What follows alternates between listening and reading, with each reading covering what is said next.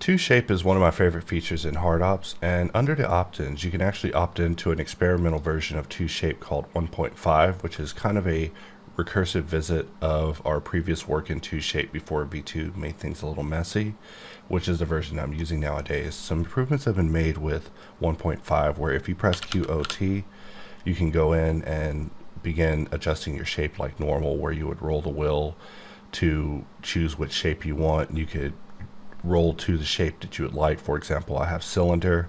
I can press E to turn off equalize because no one wants an ovalized cylinder, and normally you would press S in order to adjust the scale.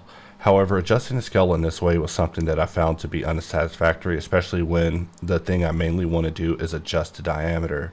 So new to this version is pressing A will allow you to adjust the diameter of a cylinder, allowing you to quickly slap cylinders in places like you see me doing here.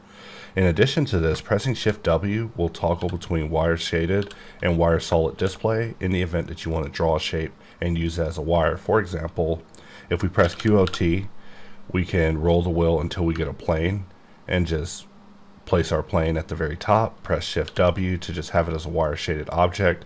And now we have a quick plane that we can use with active only inside of Boxcutter to use as a jump off point for orientation when it comes to cutting this particular shape. It's still a very strange edge case, but it's still one that comes up where sometimes you want to insert a shape in a wired state, or you want to insert a cylinder but adjust only the diameter of it. So I'm proud to announce that 2Shape in this latest version of HardOps now supports adjusting the diameter in addition to setting shapes as a wire.